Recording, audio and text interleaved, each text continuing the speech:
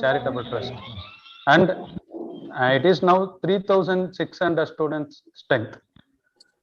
Our college is affiliated to Bharadasan University, Tiruchirappalli.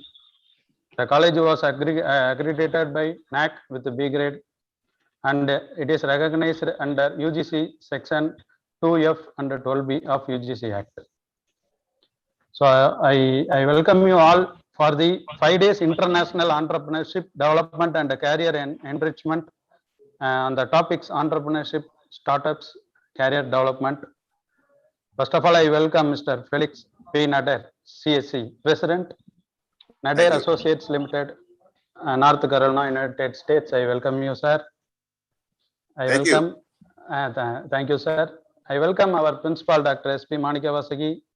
I welcome our Vice Principals, Mr. S. Ilanjalian, Mr. K. Raja, and I welcome our IQC Coordinator, Professor R. Lata, and I welcome Mr. D. Anandraj, Founder, Study Channel Educational Trust, Club Inspiring Millions, Tamil Nadu, India, and I welcome Mr. I. Josephus Odaniel, Study Channel Educational Trust, and I welcome Ms. Preety Uzlain, the Magic Minds Private Limited. Thank you so much. Once again, I welcome our faculty members and our students. And I wish you all the best for the grand success of this program. Thank you very much. Thank you all. Thank you. Thank you, sir.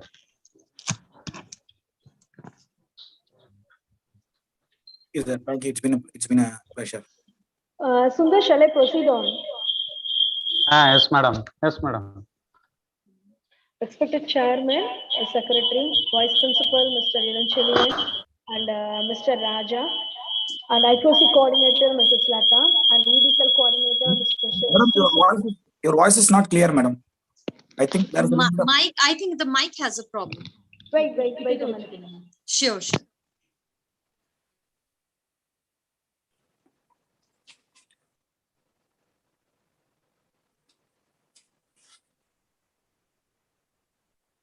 Yes. Now is it audible, sir? Yes. Yeah. Respected Chairman, Secretary, Vice Principal, Mr. Ilanchalian, and Mr. Raja, and IQC Coordinator, Mrs. Lata, and EDCSL Coordinator, Mr. Sri Sundar, and dear students and faculties from various states in India and who have participated from abroad, a warm welcome to one and all. I take my immense pleasure to welcome the Club Inspiring Million and ED Sir with Incubation Sir, who jointly promoting the 5 days International Entrepreneurship Development and Career Enrichment on the topic of entrepreneurship, startup, and career development. The best way to predicate the future is to create it. So create a new business, to create a new startup for the development of our economy. Hereby, I take my immense pleasure to welcome Mr. Felix P. Nader, President of Nader Association Limited, North Carolina from US, for his immense address on today's session. Warm welcome, sir. Thank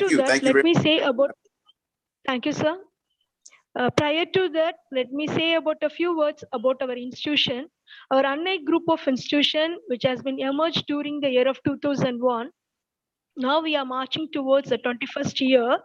So around Kumbakonam, we have about more than 14 institutions with a strength of more than 7,000 students.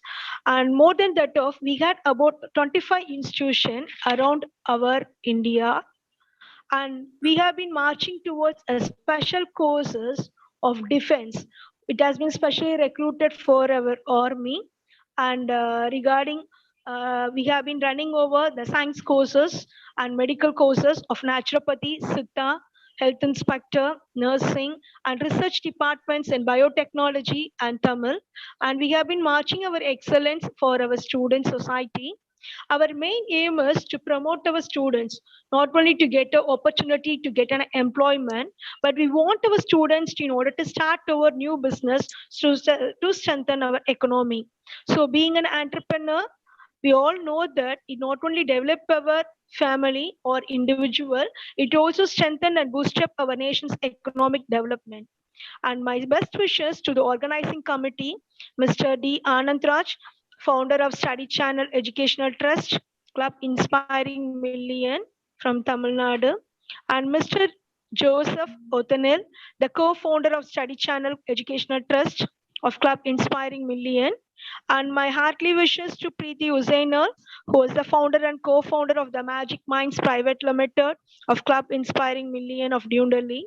And warm regards to the organizer committee, Dr. Tirumulan and Parthiban, for taking much effort and creating over inspiring to our students to organize these types of programs to be a motivation for them from the seeking a persons from the outside personality to develop over the student status to become a too smart in the society. And warm wishes to the Club Inspiring Committee, to Anandraj and Preety, who have been watching over his excellence of organizing this program. So thank you one and all, and wishes to the committee to do the excellence. Thank you one and all. Thank you, sir.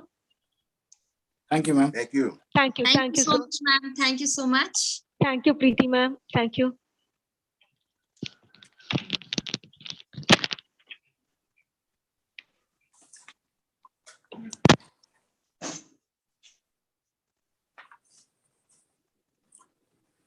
Yes, Preety, ma'am, you can start. One second, sir. 1 second, sir.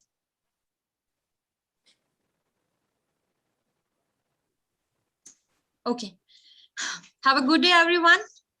First of all, I would like to thank each one of you for joining this 5 days program of International Entrepreneurship Development and Career Development Program.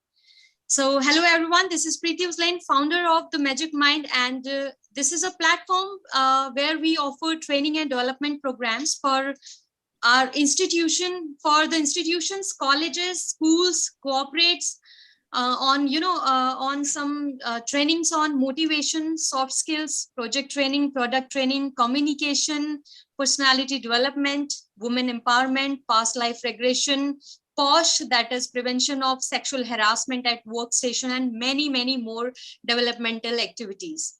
And I am co-founder of Club Inspiring Million, where we change lives of every individual. I feel great proud to say that this program has been organized by Club Inspiring Millions for over 5 years or more than that, and has chronicled huge success each year. Club Inspiring Millions organizes such webinars, events, and seminars to enlighten the young minds and promote the participations of students at all levels. Club Inspiring Millions is associated with 25 plus countries, 30 plus colleges, and with 50 plus chief guests. And we have changes more than somewhere around 20,000 plus students' lives successfully. We are looking forward to working with the renowned CEOs, mentors, business tycoons, self-made entrepreneurs, women entrepreneurs, thought leaders, and skillful technocrats. They are all the parts of our mission. Our goal is to empower at least 1 million plus students and faculties till next year, or you can say in coming year.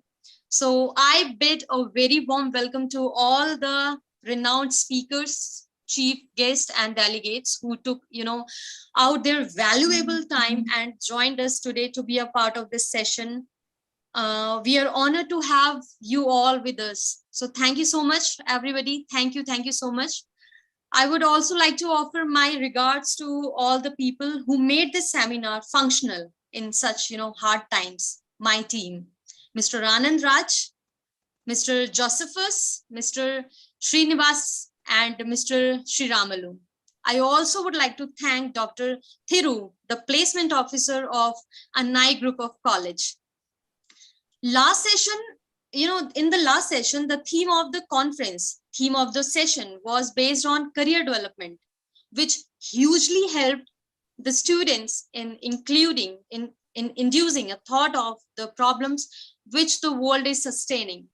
And in this session, the theme is based upon the theme of startups, entrepreneurship, investment, and career development to help students understand the results of the career enrichment.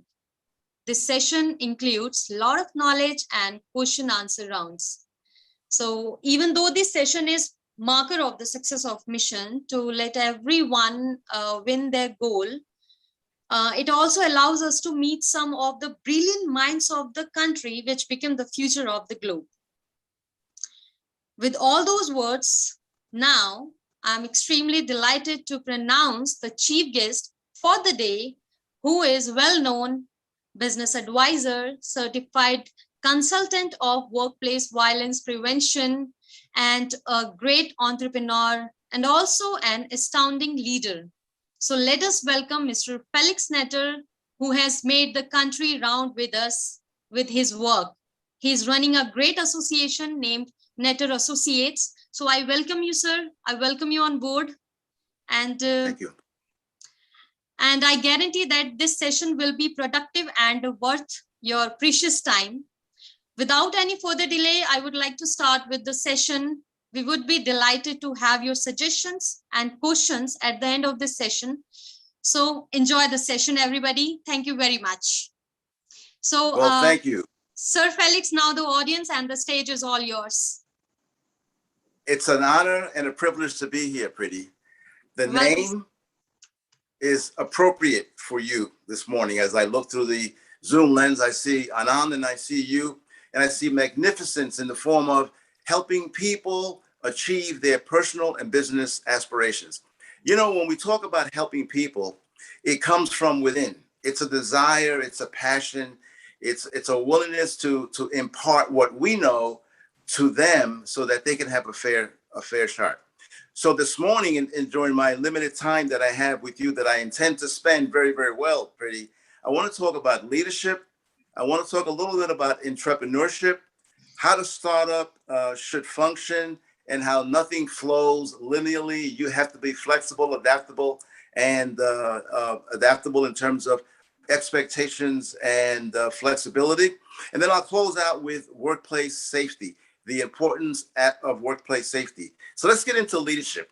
I attended a course sponsored by Dale Carnegie, about 30 years ago. And that course ran 13 weeks. And we're talking about commitment and personal investment.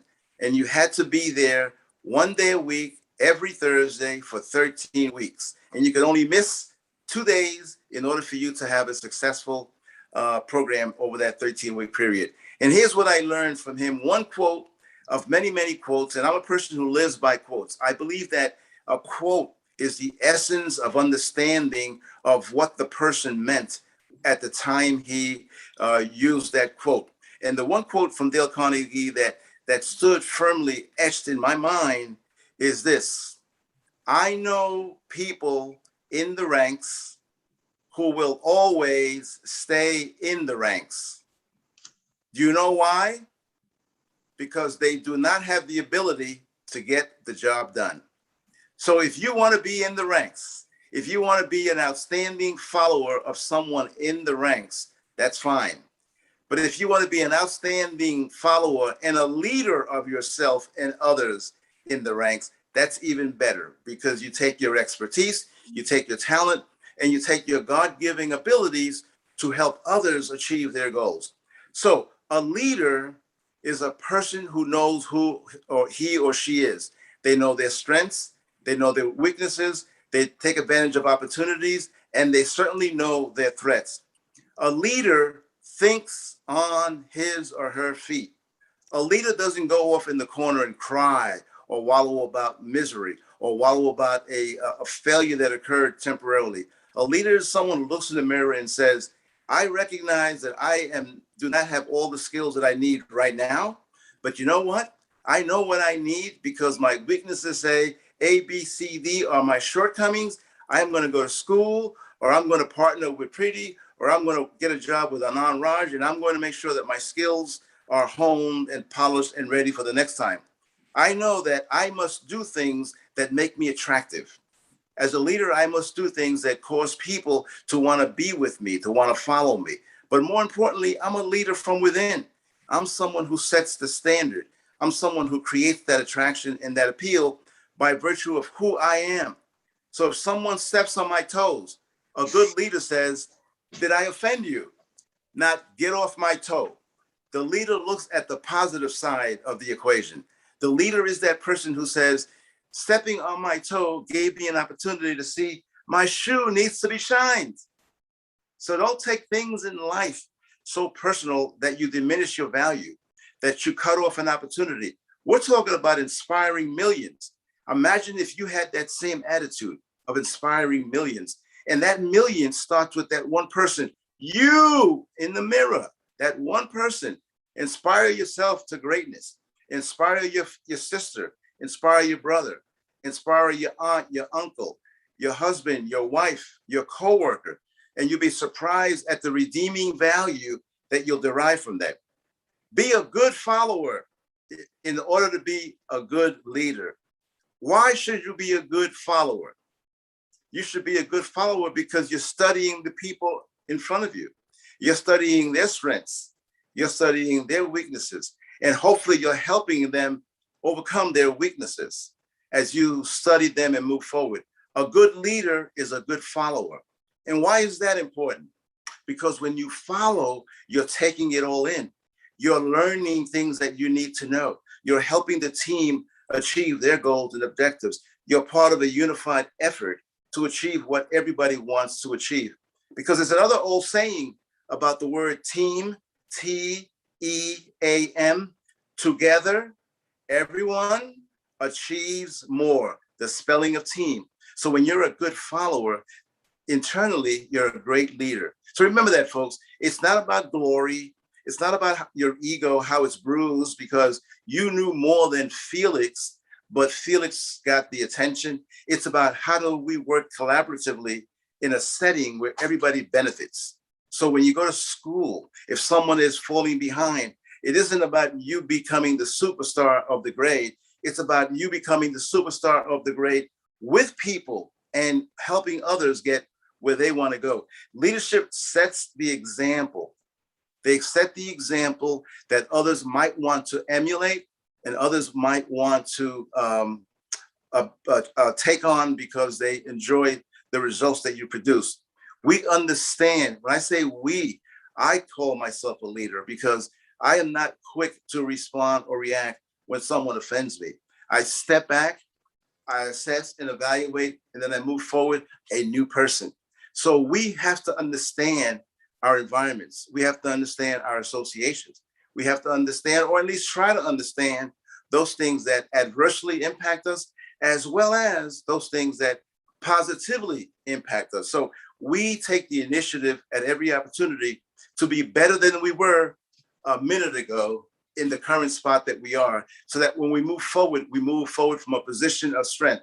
It's not about the clothing you wear. It's not about the good looking glasses you may have. It's not about the hard work that got you to achieving your outstanding superior collegiate accomplishments. It's about the totality of the person that's in the body that makes a difference. So remember that. When you look in that mirror, you shouldn't say, doggone, I did this and I did that and I'm superior and I'm better and I can do much better than Felix can. It's about how can I make the world a better place for someone else? I got what I was looking for and I'm happy with what I have. But how do I help others achieve what they want? That's what a leader knows. A leader has the resolve to be able to look at what's in front of them and make good, judicious decisions about how to correct problems, about how to address issues, about how to make a difference, about how to volunteer and make a contribution that help others achieve what they want to achieve. We take interest in people. Preety and I were talking this morning, and I feel as I know her all my life. Why? Because you can feel her passion. You can feel her commitment, her devotion. Anand across the seas, how many miles apart are we? Never met him face to face until this morning through the Zoom call. And I feel I know these two people. You know what's common between the three of us? Passion. We have a passion that you can cut with a buttered knife. And that's what you need. You need to be able to look in that mirror every day, whether it's raising a child or helping a sibling or coordinating with a coworker. You should always evoke a sense of respect for everything that you do, appreciation for everything that you do, enthusiasm, excitement. Your name should be at the tip of your boss's tongue. Where is Preety? Where is Anand? Where is Felix? That's the kind of image you want to project. You want to make people excited about being around you. You want to make people excited when they don't see you. You want to make your family appreciate you because you are who you are. We take interest in others. And you know what else we do? And it isn't a form of bragging or a form of conveying to the world that you're the smartest person in the world, but we communicate. We communicate and we communicate effectively. And that communication starts with the ear.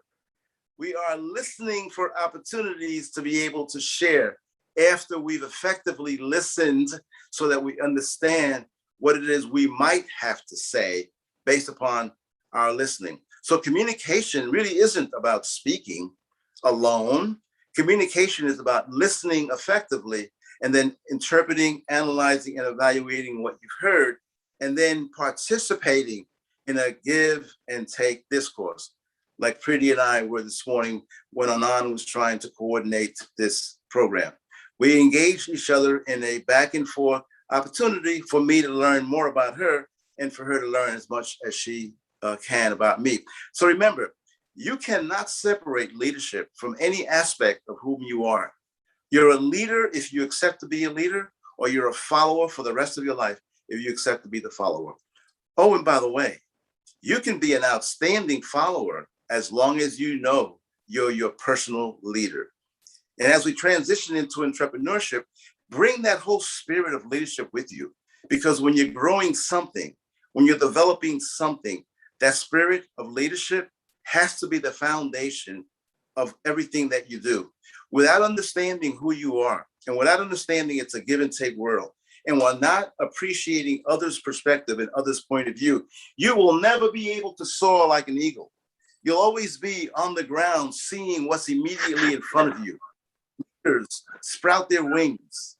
They're soaring above, looking for opportunities, not necessarily to take or to feed themselves, but to learn from others as they observe the world around them. As we move into entrepreneurship, I move into entrepreneurship with the understanding that leadership is very important. Now you're going to hear me talk about some abstract words with abstract meaning that you please have to understand are vitally important, because when you're at this thing called entrepreneurship or business development and creating opportunities, the abstract words mean a lot. So I'll begin with the first one. Commitment. Commitment. What am I willing to give to my school in the pursuit of my education? Commitment as an example. How will I move forward in identifying what my strengths are so that I can invest in the business through myself? Commitment.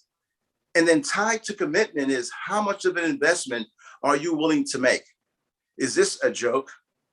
Is this trying to stroke your ego or satisfy the bank deposit that you have and you've got to figure out a way of spending that money, otherwise you won't get more? Or is it a true investment based upon an understanding of where you want to go because of who you are and your commitment to what it is you're trying to achieve?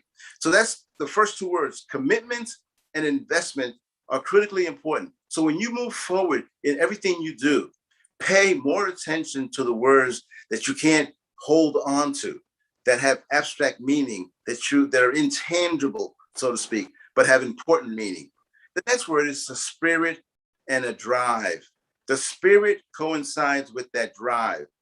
The drive at least can be tangible because it's moving in a certain direction. But without that spirit, you can't move yourself anywhere. You have to have the energy, the desire, the commitment, and the investment to go forward and to invest in that spirit, that no matter what happens, there's 24 hours in a day and you might sleep 1 hour and you might sleep 2 hours, or you may have the benefit of sleeping 8 hours. But remember, your commitment and your investment is predicated on the spirit that you invest in achieving the things you want to achieve as part of your business. Being an entrepreneur is not an easy thing. As a matter of fact, being an entrepreneur is a very difficult endeavor for those of us that are lighthearted and are not committed to the difficult things in life. We have to be passionate. We have to be passionate every single day. We have to have a sense of what it is I want to do. So I've got to study a lot. You know, before I started Nader Associates, I had no intentions of ever standing up a business. But I had retired as a United States Postal Inspector. And after a year being at home and enjoying the things that my wife and I were planning on doing, September 11th affected the United States and the rest of the world in a horrible way. And I began thinking about what will be my contribution to my country, the United States, in a small form to help get us through this problem of ours. And something happened. I received a phone call from my former employer asking me to take a look at safety and security on Long Island, New York. They were concerned about terrorism and aspects of workplace safety and security. And that began my education on what it meant to be an entrepreneur. And it takes a lot of work. And it begins with having the confidence, the will, the determination. You have to plan. You can't jump into it with 2 feet without a plan. You have to have that bag, a toolkit full of ideas, full of things that you need to do. You have to always be on. You can't be depressed because things didn't work out for you the day before. You can't be depressed because there is no money coming in. The money will come in if you're passionate, devoted, committed, drive, and determination. Always stay on, because when you stay on, you're energized. When you stay on, you attract positivity. When you stay on, others want to be a part of you because they feel your energy. You have to understand that when you pursue this dream of being an entrepreneur, you can't give up. Because when you give up, the morning you wake up, you might turn the news on, and that very idea that you were pursuing has become somebody else's dream. Never give up. Only take a sidestep to create something new consciously, because you made that decision. When you give up, you've given up an opportunity that could have been yours by virtue of the fact that you lack drive and determination. So we have to be resourceful. We have to be able to step out of the moment of lapse of judgment, lapse of ideas, lapse of opportunities, and collaborate with others. And as you collaborate with others, you know who they might be. They might be your classmates. They might be your family members. They might be members of the $1 million club that you're going to eventually get around and meet, that have an idea. Never internalize the woes and the challenges and the impediments that you're having. Externalize. Talk to people. Don't be afraid of sharing, because entrepreneurs don't do this alone. I self-started my business. No one gave me money to grow my business. No one gave me the ideas to do what I am doing today. I formulated a plan based upon a concept, and I developed that plan based upon an idea that was important to me. Yes, experience was a factor. Yes, some schooling and awareness in what I was doing was critically important. But that drive and the determination and resourcefulness. Resourcefulness, folks, means what do you do with what's in front of you? What do you do what is an opportunity that's being presented to you? How do you exercise that ability to move from where you are to another location and arriving at that new location fresh and spot on? Resourcefulness ensures that you have that tireless energy that inspires you, that motivates you, that agitates you in a positive way, that excites you, that makes you fly like an eagle, knowing that you might be one of two seeing this great land, but you're seizing the moment based upon your dream, your vision. No passion, no dream, no vision. You must be motivated. Like I talked about being on, you must be motivated. You must be challenged. You must be committed. You must be passionate. You must go to bed every night thinking about the day, and then thinking about tomorrow, that it may come. And if it comes, you want to be prepared. Because when 5 o'clock came this morning, 5 o'clock Eastern Standard Time came this morning, I did not say, I am tired. I am exhausted. Why am I doing this? I jumped out of my bed and I said, I'm going to see Anand and I'm going to see Preety and I'm going to see these pretty students from around India that want to be a part of what I have to offer. That's why I'm here. I'm motivated. I'm inspired. I have a desire and a devotion to my work. Things may go down, but you know what? I don't go down. Just because the economy adversely affects how I may feel, how I may act, I don't let myself go down. And verification of that is Mrs. Nader, my other half. She'll tell you, I don't know where this gentleman gets his energy from. And I'm 9 years her senior, and I act 9 years her junior. Why? Because I am passionate about life. Everything I do is an investment. Everything I do is a commitment. Everything I do is based upon an understanding that if I take time to do for myself, I will get beyond where I am today in a more successful way. So we plan where we want to go. We research where we want to go, and we constantly stay ahead of the proverbial curveball. We want to be able to see any challenges or any issues that are coming at us so that we can be prepared to swing the bat at the ball that comes at us so that we hit it out of the park. And that's the idea about entrepreneurship. If you have that spirit, you never stop hitting the ball out of the park. You know why? Because as an entrepreneur, you're constantly evolving. You're creating new ideas. You're opening up more businesses. Don't question how someone has 10 businesses. Those 10 businesses were 10 ideas that he or she had. You look at Preety's website. She, in fact, has 10 businesses. Ideas that can be extrapolated from her core and stood up as individual businesses because she knows she has this intense desire and passion to do the things that she's listed on her website as her dreams. You have to have a dream that stays spot on, that stays resourceful. That you must enjoy doing these things as I enjoyed getting up this morning at 5 o'clock in the morning to be with this wonderful audience. It isn't the 5 o'clock in the morning. It is, when was 5 o'clock going to come? I couldn't wait for it to be here. I'm excited. I'm inspired. I'm motivated. And you know what makes me motivated is I have a skill. You have a skill. No matter what it is that you want to do, develop that skill. It should create interest in what you want to do as an entrepreneur. It adds value. It is part of who you are. And if it's part of who you are, nobody can limit your creativity. Nobody can limit your aspirations. Nobody can limit your opportunities for achieving greatness. Are you with me? Because I really want you to understand what I'm talking about. I'm talking about not giving up. And when you give up, you have decided to give up. Nobody forced you to give up. So I'm talking about being in control of you, not of anybody else, but of you. So when you decide to give up, don't look at it as quitting. Look at it as a position of strength. I have gotten to this stature in life. I've gotten to this position in life. I've gotten to this stage in life. And you know, it's time for me to do an evaluation. It's time for me to decide what I want to do next. If that means changing positions, so be it.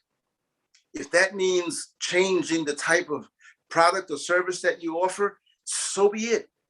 But be in control of what you want to do and don't label it a quitting unless you've given up.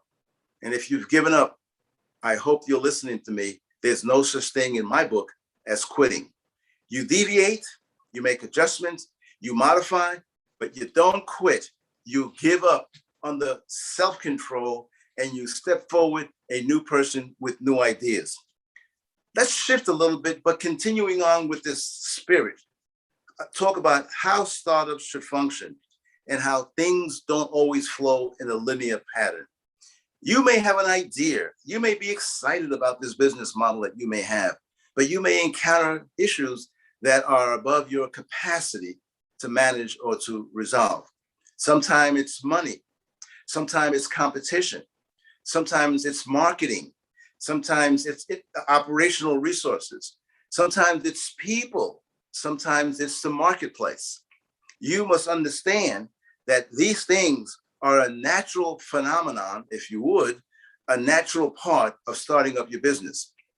Do not be premature in jumping into a business just because you have money. That is the biggest mistake that we make. We go and we empty out our bank accounts and we invest in a product, and we've got no planning, no investment, no commitment in how we're going to market this product. We don't have the proper team in place. We make bad decisions and we're broke. Anybody who follows Jim Rohn will tell you, and he was a phenomenal salesperson who by the age of 23 was a millionaire, and by 33 he was broke. He said that the worst thing in the world that you can do is think that money is going to make the difference. No, you and your attitude makes the difference. John Maxwell, famous leader, if you read his books, talks about attitude. It may not be everything, but it's everything that you need. With a positive attitude, you can overcome hurdles. With a negative attitude, you'll plant your butt in that chair and you'll lament and you'll wallow in your misery. That's a bad attitude.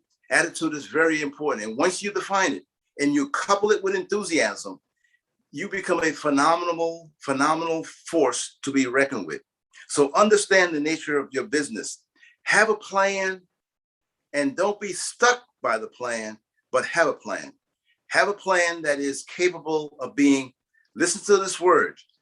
Listen to this word, it's very important. Have a plan that's capable of being executed. Executed, not just for you to look at it in a loose leaf binder or on a laptop or your desktop. It's something that needs to be executed. If the plan needs to be adjusted, modified, or improved, that helps the execution. So please, the plan is only a roadmap, and it shouldn't be a voluminous document of 15, 16, 20 pages. It should be at the most 5 or 6 pages. I've heard of the 1 minute, or I'm sorry, the 1 page or 2 page plan. But whatever it is that you do, make sure it's executable, that you can live it every single day. Know what you're selling and know your market. I created a market because when I started my business back in 2002, conceptually, I don't think there were a lot of people in the space called workplace violence. I had been a postal inspector for 26 years. I retired in 2000 and 2001, September 11 came, and there was a sudden interest in security and about security. But I pushed the market to understand the importance of workforce safety and workforce security to a day like today, where it's renowned in the United States that workplace safety and workplace security is important. So you could say, and I could pat myself on the back, that I was one of a few that pioneered the concept of workplace violence prevention from an organizational perspective. Not taking credit for it, because the Postal Service in actuality really owned it many years ago with their first major tragedy on August 20th, 1986. And that evolved my interest in workplace safety and workplace violence prevention. So know your product, know your market, know how to pitch, know how to present, know how to sell to that market, understand its nuances, understand how it functions, how it operates, why it buys, when it buys, who is the decision maker in that company, how do you get to that decision maker? Those are the things you need to look at. Know how your business will look like. Will it be a corporation? Will it be a private entity? Would it be just a pastime? If it's a pastime, it's not really a business. You've got to decide. And I won't get into a lot of detail on that because between our wonderful countries, the systems are different. But you have to decide what type of a business it is that you're looking at and you want to develop. Do you want it to be a sole proprietor? Do you want it to be an independent? Or do you want it to be a brick and mortar? Brick and mortar meaning have a building full of staff and employees. I always wanted to be a counselor, an advisor, a consultant, a mentor. And so I chose the route that I've chosen, and that is to grow personally through other people, to help other people achieve their goals and aspirations through the ideas and concepts that I offer. So I don't worry by the fact that I publish a lot, that I speak a lot, that I convey a lot of information through my content and my website. I want the world to be a better place. I want people who come in contact with me to see me as a contributing member of our society. I don't want to be part of a fad or an idea that's based upon attracting people through manipulation. I let it all hang out. You go to my website, it says, this is how Felix Nader does what he does. This is who he does it for. This is his market. This is why he does. This is important for you to know. This is important for you to do. It's a process that I enjoy being a part of, because there go I by the grace of God. I am a special person just like you are. The difference being, if you're not where I am from a passionate perspective, is I recognize my strengths. I don't look at my limitations as a negative. I look at them as a blessing down for me to improve myself and to make myself a better person. So my plan is both a short-term, a near-term, and a long-term plan, because as I grow my business, I got to be able to look at the things that impact my business, whether it's money, whether it's the marketplace, whether it's a variety of different things. I also, going back to leadership, folks, this is all founded on leadership. I also must be desirous, meaning I also have to want to communicate now in a way where I bring people to me. So I have to network. I have to go out in my community and positively engage other people who don't know anything about me. So I have to have an elevator pitch, or I have to have a proposition statement, or I have to have some way of introducing myself. Good morning, what do you do, Felix Nader? So my name is Felix Nader, and I have a business that helps organizations implement and manage workplace safety and security with a focus on workplace violence prevention. Are you interested?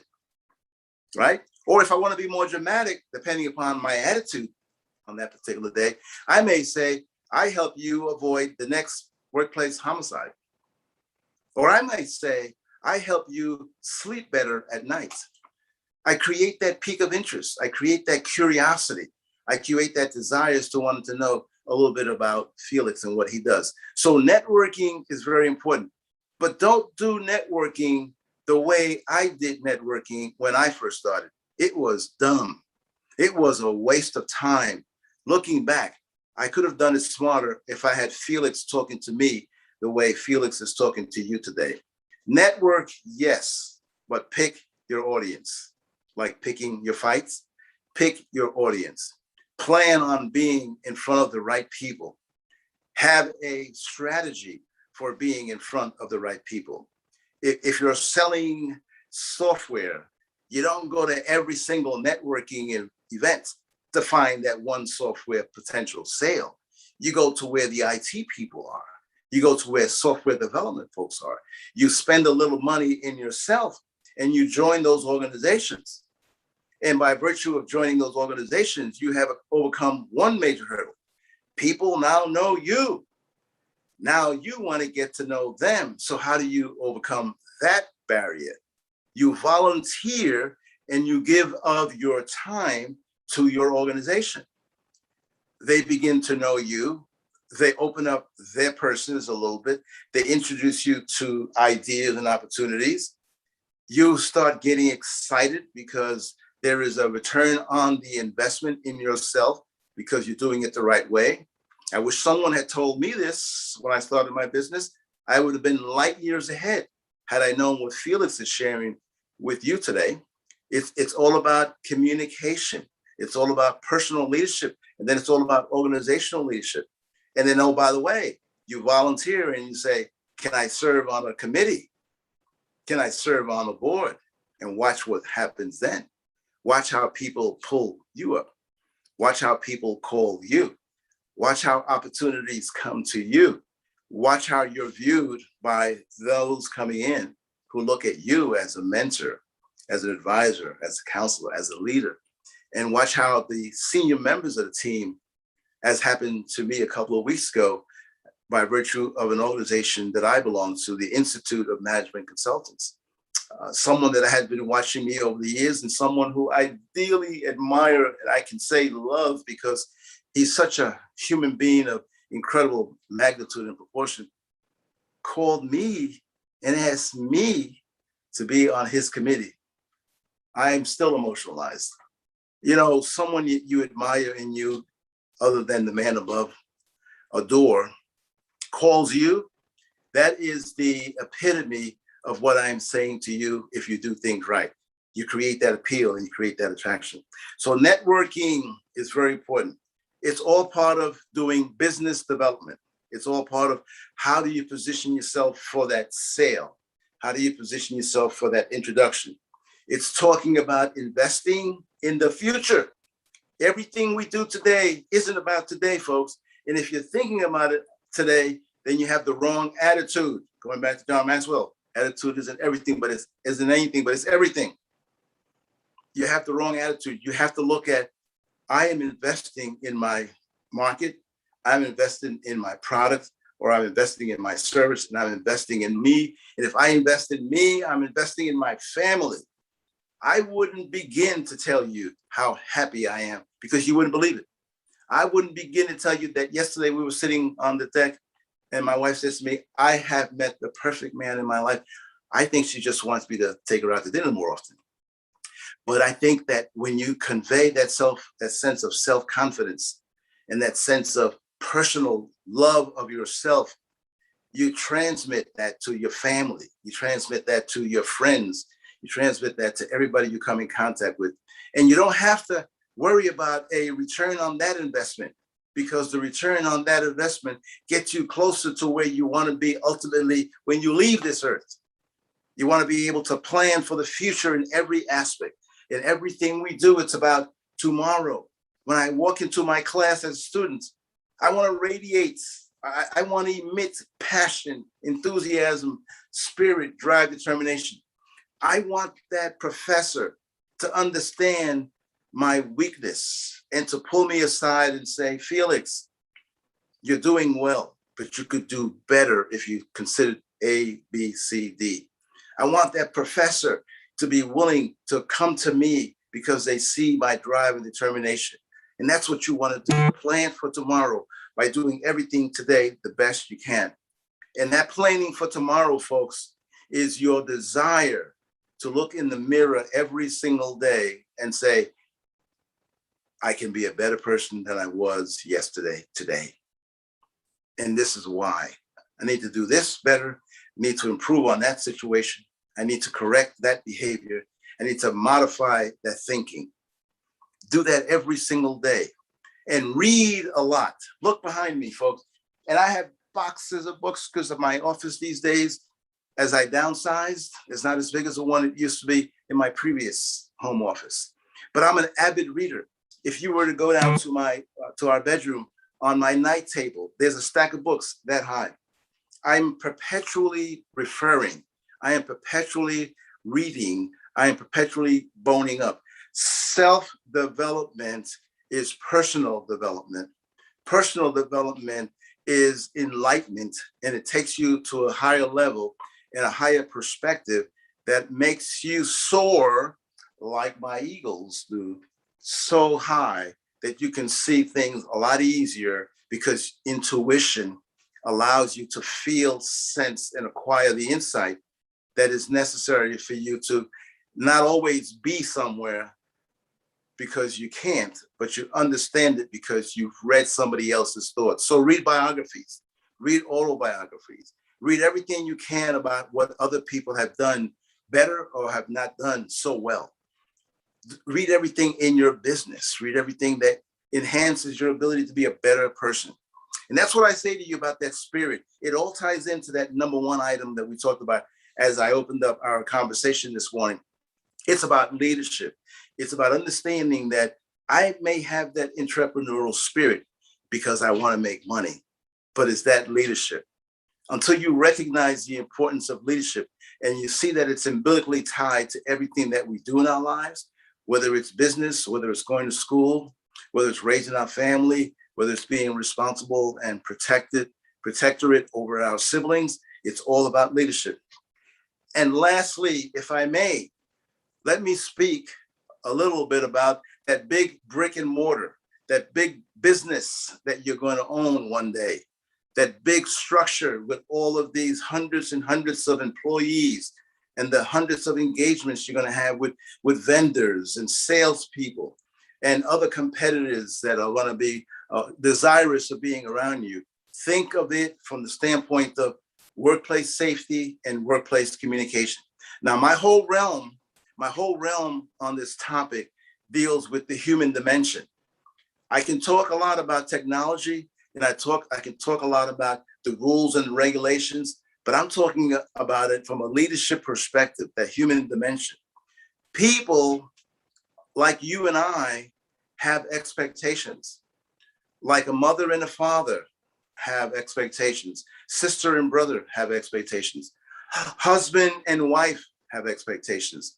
When you leave your home and you enter into your business and your employees come and become your responsibility, they have expectations. So we must treat these people as adults and not children, and you'll be surprised at how much value you derive from their participation in that partnership. So when it comes to workforce and workplace safety, you can't think that it's a moral, actually, you can't think that it's a legal responsibility. You should think of it as a moral and ethical duty to provide a safe and secure workplace where they can come after leaving their safe and secure homes and come to a safe and secure workplace where their peace of mind will allow them to be your entrepreneurs, your business development, your business startup, because their attitudes are all positive. They're comfortable, they feel congenialized, they feel appreciated, they feel like they're part of the solution and not part of the problem. So when we develop workplace safety rules and regulations, design them with the objective of providing a safe haven for your important assets that are going to grow your business beyond imagine, to be a part of that solution and part of that success with you. It must be based on moral and ethical decisioning and not only on legal. If you base it on legal, what you have is the creation of robots. If the only thing that motivates you into keeping your people productive, which it'll create the opposite, in my opinion, is the rule of law. It's important, but it shouldn't be dominating the way you operate, lead your workplace or your organization. It should be based on adult responsibilities and adult expectations. Now, I'm not saying to you that we negate the importance of discipline and we negate the importance of taking necessary actions to separate employees. But when we get to those points, we are ethical and moral in our approach, and we're providing guidance and leadership that helps those people see their errant ways, see their opportunities to improve their situation. So it's a duty and a responsibility that we own, and we as owners of our organization can't give that up. We have to exercise it through the chain of command, so to speak, through your direct reports, so to speak. And everybody has to be moral and ethical, because when you deviate from that moral and ethical duty and responsibility, what you create are angry people who become disgruntled. And I hear oftentimes about someone, and allow me to say this with a warm sense, going postal was a term that was coined on the United States Postal Service back in the 1980s because of so many incidents involving homicides involving guns. So they called it going postal, meaning homicidal threat. When people have those ideations of going postal to exact their revenge, it isn't always because they're criminals. It isn't always because they have mental health issues. It's because the situation and conditions perceived by them was so egregious, so outrageous, so incredible that nobody took time to see what that decision, the way it was perpetuated, the way it was exercised, adversely affected the person. Will never understand that had nothing to do with him thinking of it from a criminal perspective. He thought about it from a loss of dignity, from a loss of honor, from a loss of pride. Why couldn't you just fire me and create opportunities away from you so that I can get reemployment tomorrow? Instead, you fire me in a negative way. I go to unemployment for support and assistance, and they tell me that my last employer fired me and is denying me unemployment benefits. How would you feel? They have already insulted your dignity. They've already denied you of income. You've already begun the henpecking at home. You've already begun liberation at home. And now you're dealing with the home negativity and the former employer negativity. What do you think that creates, folks? Imagine a rubber band around your hand, and imagine every day someone pulling on that rubber band, adding adversity to it. What do you think happens when unemployment is denied, when your savings account money is exhausted, when your car is repossessed, when your children tell you they're being kicked out of the university because there's no money to pay for college, when your home is being repossessed, when your wife is leaving? Pop. I'll let your imagination run wild. That's why it's a duty and a responsibility and a moral and ethical responsibility that as an owner of a business, we have to consider. We have to also understand that when we create this safe workplace, we create a learning environment, a nurturing environment, what does this say in the front of my document here? An incubation for ideas environment. You create a healthy mind, a workforce that's desirous of coming to you because they want to be part of a solution. It makes us feel comfortable knowing when we walk through these doors of our employment that it's the safest place it could possibly be. It provides for our mental safety and security. We're adults, we're not children. We're independent thinkers. We can see for ourselves the good, the bad, and the ugly. We can make decisions. We can also see when it's good and it's viable for us to be a part of something. So it makes you feel comfortable when we feel as though other people feel good about us, and employers in workplaces. And that's what you're going to be, folks, when you stand up your huge brick and mortar, or when you go to work for someone. Place yourself on the other side of the door and understand where they're coming from. It provides us a safe place where we feel comfortable. But that comfort only comes from two abstract words, two intangible words: trust and confidence. How do you make me feel? Are you a person of your word? Do the rules apply to all across the board? Or are they exceptionalized because you like someone or you don't like someone? Or are you fabricating a charge or an allegation against me? Or are you making it difficult for me? Or are you changing the scenario so that I would have normally spent 10 minutes to get in, now I have to spend 15 minutes to get in, which means I have to now leave home 15 minutes earlier to ensure that I get to work on time. So there are a lot of mental situations that contribute to the perception of disgruntled behavior and the contribution to that feeling that makes you feel unhappy with wanting to come to work. So trust and confidence reassures the adult that people regard them, that people hear them, understand them, and appreciate them. And that supervisors must enjoy a semblance of credibility. If you report something that's important to you, like if you're the victim of bullying, the victim of harassment, the victim of name calling to a supervisor, just because the people involved are either contributing members of the team or troublemakers, doesn't mean that as a supervisor, I get to decide how I adjudicate that employee's complaint or that victim's allegation. I must have the integrity to resolve that issue, regardless of the individuals involved and as impartially as I possibly can.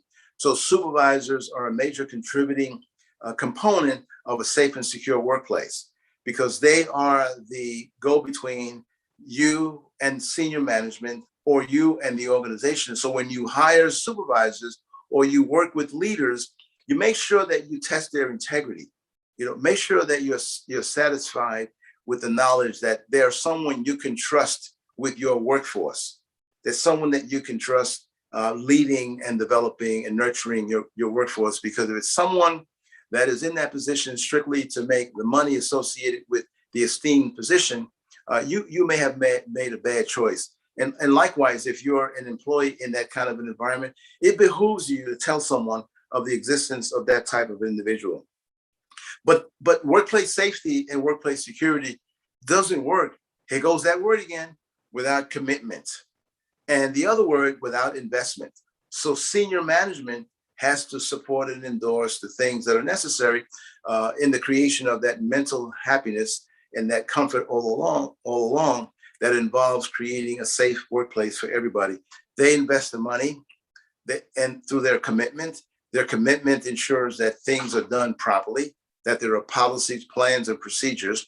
And the investment ensures that the resources and the funding and that people are being trained and that there's adequate technology to provide for that safe haven that we all desire to be a part of. And that's going to be your decisions to make down the road as you grow your businesses and you discover suddenly that you've got a need to increase your staff. And Preety, as you expand your business and you do all the things that you're doing, you certainly are going to have a huge decision to make regarding how do you provide safety and security for your folks. So when we talk about workplace violence, I look at it certainly in the end from its output and the commission of what it does, a crime. There's no doubt about it. When you take a weapon and you assault someone, that the end result could be an injury or a fatality. But my investment in helping my clients see it from my point of view is to never get to a violent outburst.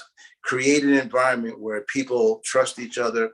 And of course, there are exceptions to the continuation of that expectation, but do everything in your power to create a trusting haven where people feel good about themselves, so that those kinds of things are remotely associated with their reaction and response to something that doesn't go well. And so that the process becomes part of the solution and not part of the problem. Remember, we are a relations-oriented dynamic. We need other people to make us feel good, and other people make us feel bad. So relationships is very important in how we operate in an environment where there are a bunch of other people that have their own individual needs, and yet they're required to work under rules and regulations. So treating people with dignity and respect is so important. You don't have to like someone because of how they treated you, but you set the example. As I said earlier, when you look in that mirror, you're looking as a bona fide, legitimate leader who understands what that person is going through today because you were there yesterday. And so you've experienced that unnecessary behavior that is contributing to the woes and the trials and tribulations that that person is experiencing. So treating people with dignity and respect. And sometimes depending upon the environment I might be in, when I teach conflict and when I teach management and minimization of situations, I'll always inject Aretha Franklin. And I say, who made this song, folks? R-E-S-P-E-C-T. Do you know what it means to me? Aretha Franklin sang a song called Respect, and she used to spell it out, R-E-S-P-E-C-T. And I would always get a smile from the audience as an icebreaker in the intense content in the way I present it. And it makes people think about how simple relationships building really is. Treating people the way you want to be treated. And I go one step beyond, and how they expect to be treated. Ladies and gentlemen, I hope that as you listen to this information, that it is recorded, by the way, so my desires to share with you in such detail is available for you later, hopefully. I want you to think about these 4 points and do not separate them, because they're all interrelated and they all tie back to the need for us to be personal leaders in every walk of life, in every realm of experience, in every engagement, and not necessarily from the oral communications, but always from the listening and from the writing. What you write and you hit send to can never be recovered. Someone sees it, and depending upon how you've constructed and designed that message, you may have made a fatal error that will haunt you for the rest of your life. So as I wrap up about the importance of treating people with dignity and the importance of being personal leaders, I was doing an incident assessment, a threat assessment many, many years ago as a postal inspector. And I stumbled in as part of my process, the employees' locker room. And I always like to make levity over anything that is negative because I want people to feel good about themselves. I stumbled on this employee's locker, had the door open, and there was a quote, and it was Irish diplomacy, Irish diplomacy. And I don't know where it came from, but this is what the quote said. Your goal in life is to find the words to tell someone to go to hell in such a way that they will not only enjoy the trip there, but they'll enjoy the trip back. So as I wrap up my presentation, remember, when you talk to someone the way you feel they need to be spoken to, speak to them the way you want them to speak to you. Thank you very much for allowing me to present to this wonderful collegiate group of professionals, Anand, and I hope, Preety, that in my contribution that I added value to the creation of that 1 million person club you are trying to form in 1 year. God bless you, and thank you all for allowing me to be here today with you. Enjoy every bit of your success that I know you're going to have. Stay strong, stay positive, and stay creative. Thank you. Thank you, sir. Thank you. That was a wonderful Thank you so thing. much, sir. Thank you so much. We are delighted to have you here on this session. And Thank you. I have some kind of personal questions about startups and entrepreneurship. Shall I? Yes. You were talking about in early 2000s, you had an idea. Right now, you are still in an execution process, which I'm talking about your association, right? Whereas in this generation, see, each and every country has their own set of policies and principles. Each and every person, am I audible? Yes, yes, I hear you. So each and every country has their own set of policies and principles regarding startup, innovation, and entrepreneurship. So when it comes to India, we had multiple trips outside India. So we had some ideas about Singaporean policies. We have ideas about Malaysian policies. We have about Dubai, Abu Dhabi, and all kind of things we have. But whereas I personally find, little bit of hard times, in executing certain things. You personally know, I was not well for just before 3 days, and your video about the LinkedIn student has inspired me, to push my boundaries. First of all, I really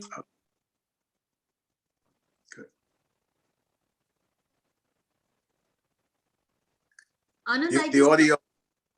Yes. Your video is paused, I guess. Yes. He's created the energy. Yeah.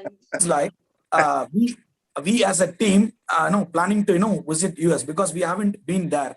We haven't been to Middle East. We have been to Asian countries and continents, but we have not been to US. I want you to talk with Preety ma'am regarding what all the things to be done for this procedures and formalities. We always there because I personally have traveled around a minimum of 75 plus organizations for the past 12 years. Consider this particular college, I'm talking about Annai groups, they have 7,000 students of this entire source. If we work on this particular college regarding startups, regarding incubation, and regarding idea, we can move a lot of bigger initiatives. So Yes. since India is having a lot of colleges and universities, wherever we go, but I'm talking about this college. This college is well known to me for more than, I guess, like 3 to 4 years.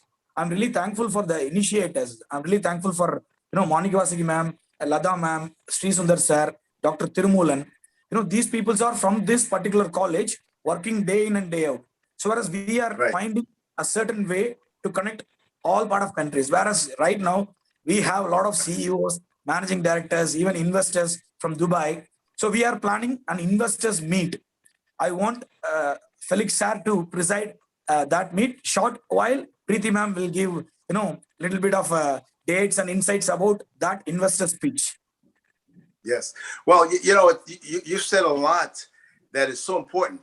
And so I want to focus in on the intent of your observation. So you can have all the rules, all the policies, and all the regulations in the world. Unless you have people that interpret those rules, policies, and regulations, there is no benefit to be derived.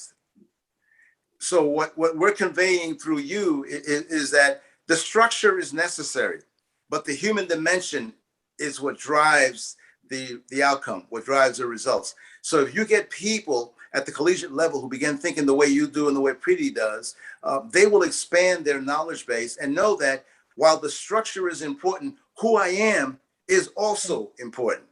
So how I present my disagreements, how I present my product, how I present my service, how do I convince someone to invest in me is all a byproduct of congeniality.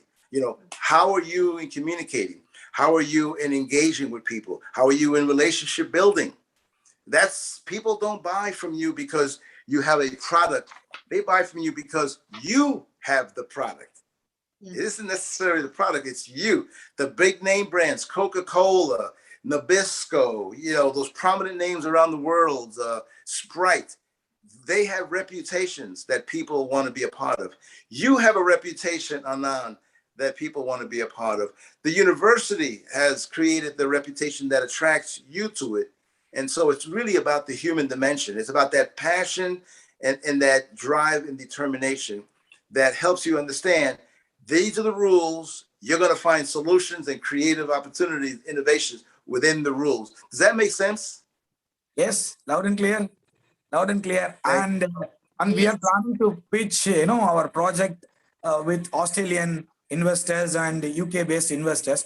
Hope you know about Dragon's Den and Shark Tank, whereas people pitch their projects to bigger persons like, Peter Jones and, Deborah Median, Tulekar Salman. So we are planning to, work till then, but we are working on that. And I want you to be, a guideline, something like, guide us from on behalf of all your thoughts and knowledges that will drive us as well.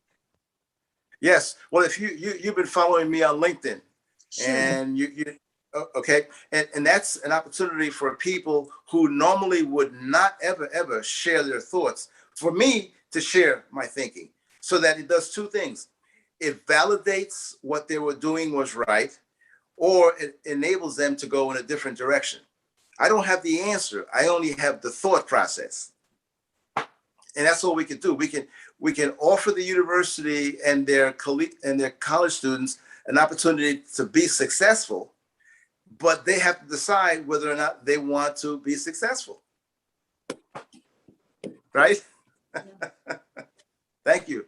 Yes, Preety ma'am, I want you to address students' question and things with our guest.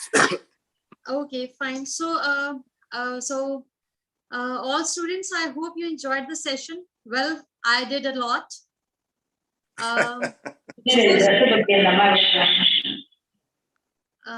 Sorry. Was there something like that? If anybody has any question? No, ma'am. No, ma'am. If anybody has any question, do ask her. Students, if you have any question, you can ask. If you have any queries, you can ask. Dear students. Sundar sir? Yes. Yes, madam. Yes, sir. madam. Is there any queries? Now, the students, if you have any questions, Sir you can has drop it in the described chat box everything. also. Because sir has described everything so beautifully. Everybody is clear. Like the doubts are cleared. Like I already have few questions, but after listening to sir's speech, everything is clear at my end. So maybe Well, every student. yeah. Thank you, thank you. Well, Preety, it's interesting. It's interesting that you made that observation. I do a lot of webinars, and recently, a client, a webinar client thought that I was embarrassed that at the end of the webinar there were no questions, and I said, no, I'm never embarrassed. And he said, well, usually people have questions, and I said, if they're not contributing to what I said, then there is no need to have a question. Because generally what I do is I try to add as much information as I possibly can. What I want to hear is an idea that you have that either disagrees with me or enhances me. But a question I try to answer with all my information that I can possibly share. So come on with the questions, people. Guys, do ask the question if anybody has. Students, you can even drop your questions in the chat box also, so that we can read it and answer it. If you have questions, you can drop it in the chat box. Yeah, you can ask any question about startups, entrepreneurship, leadership, career development, anything. Anybody has any question, do ask, please.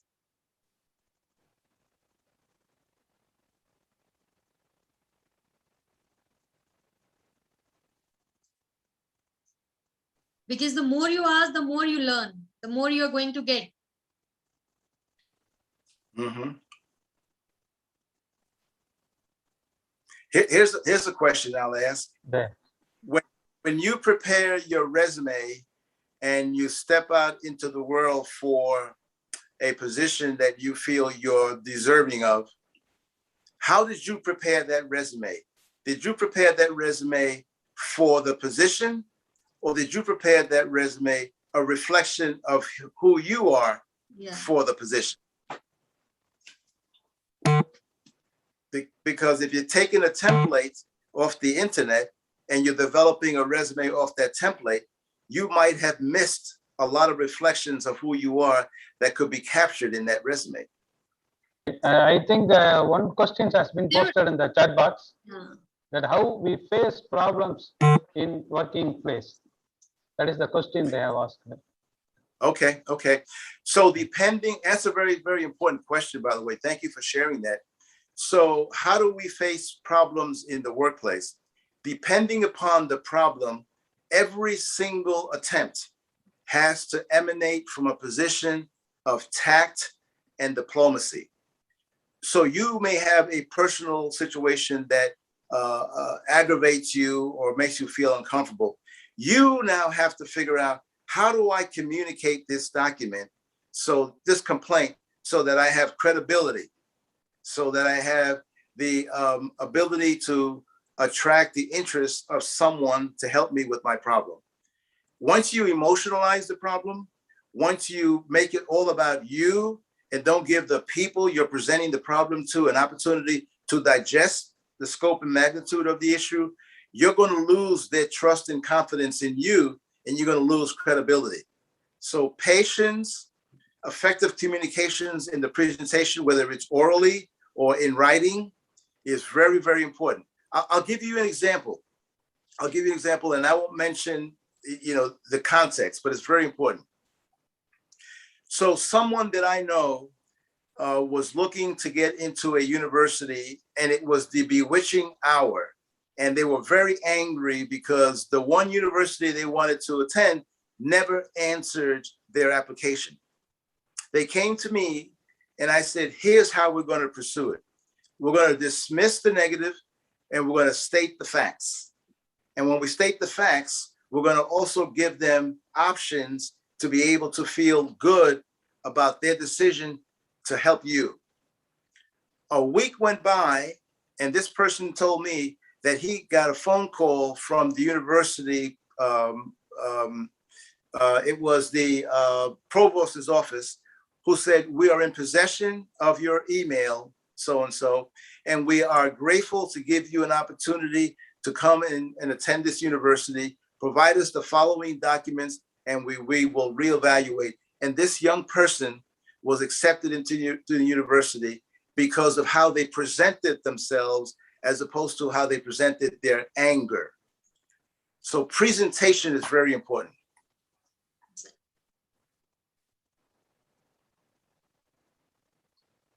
And it's also important for you to follow up.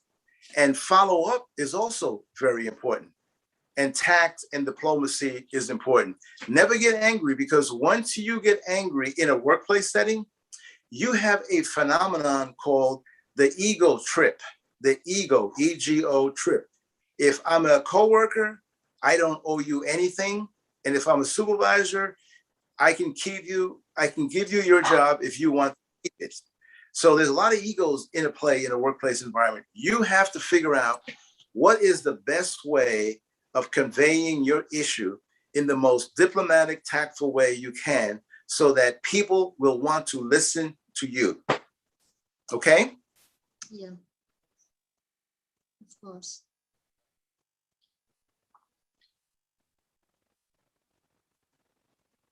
Sir, I have a question. Like, it is related to workplace harassment only.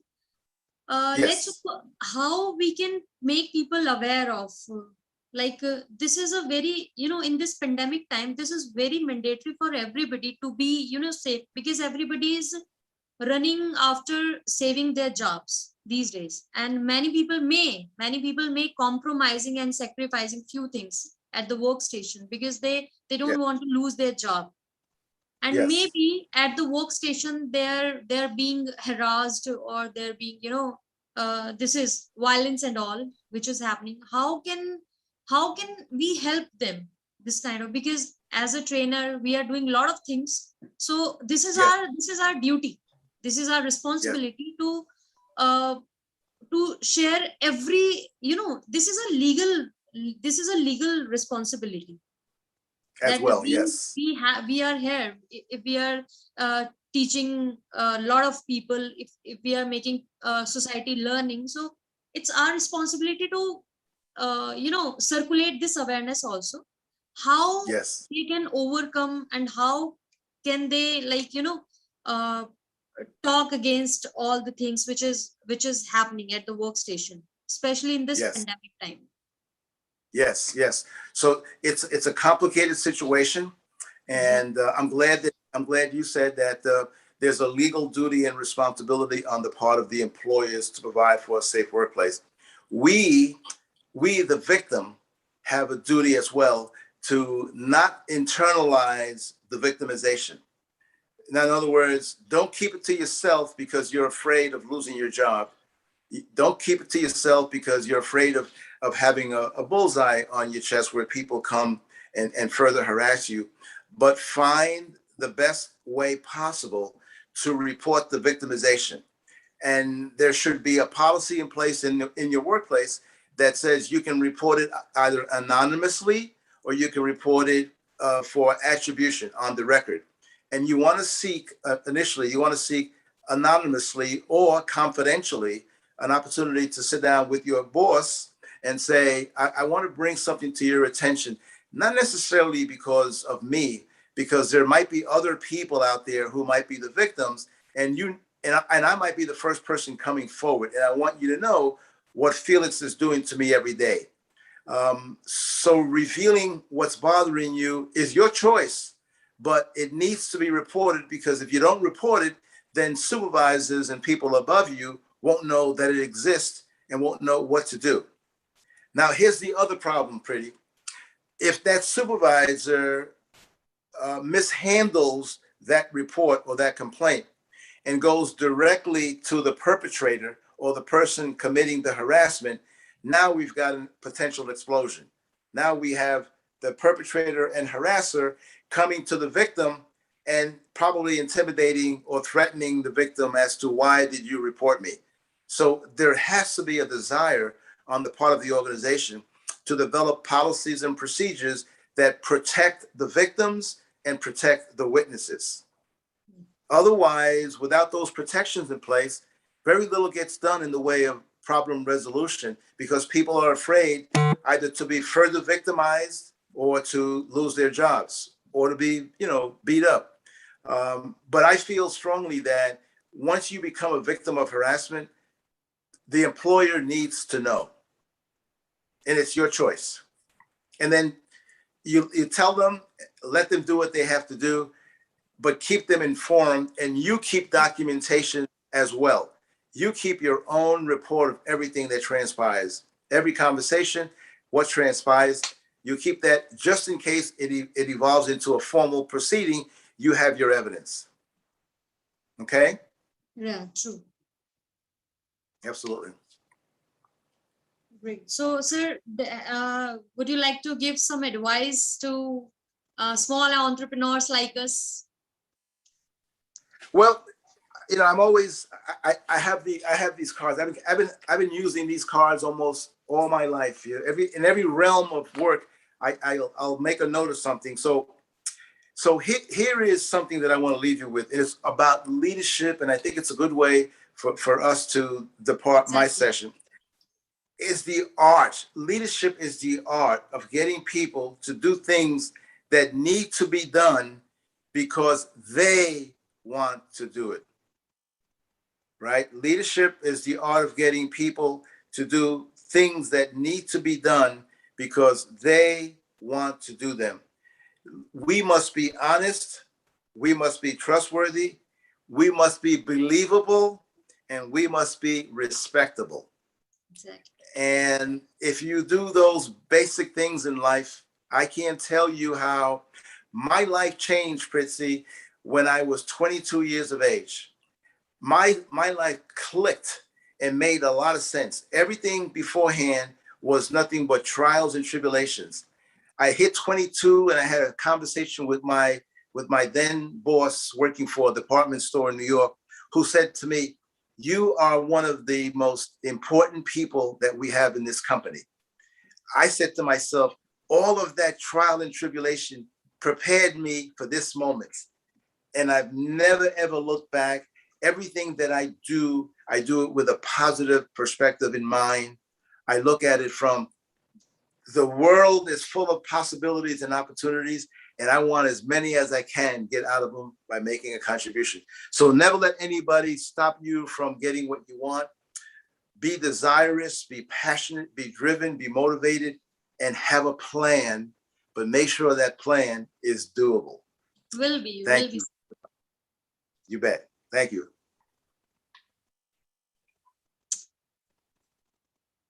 Anand, any more questions?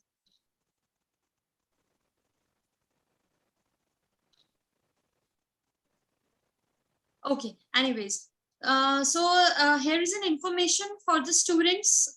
So guys, I would like to share one information with all of you that Club Inspiring Millions is looking for the video, creative video from each one of you about your interest, passion, weakness, and strengths too.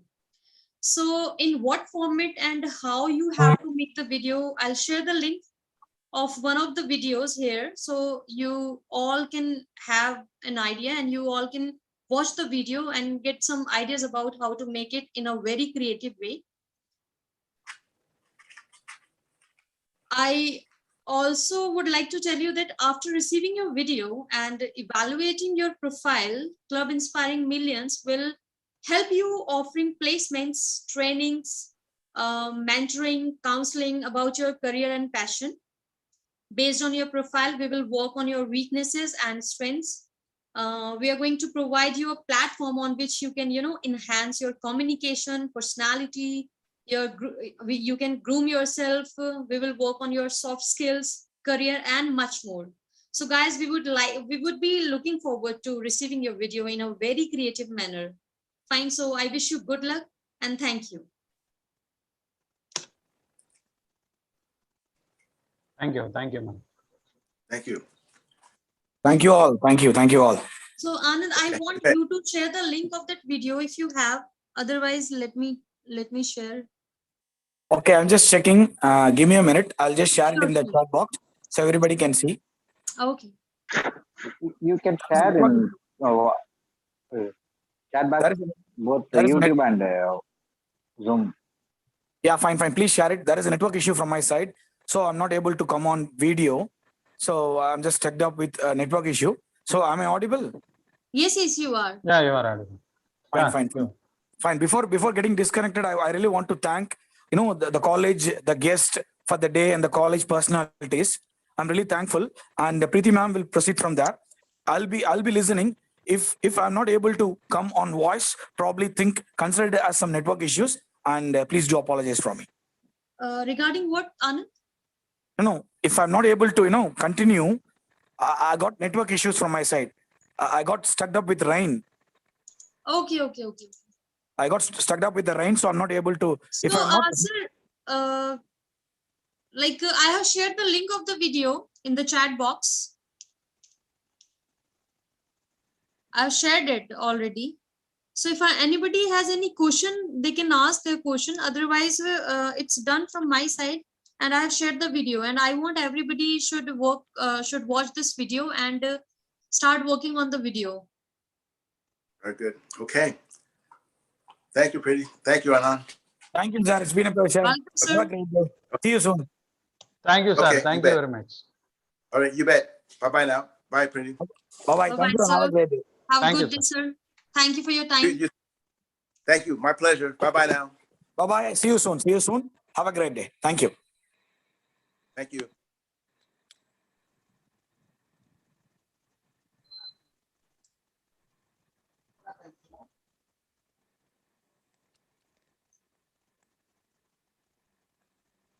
All right, ma'am.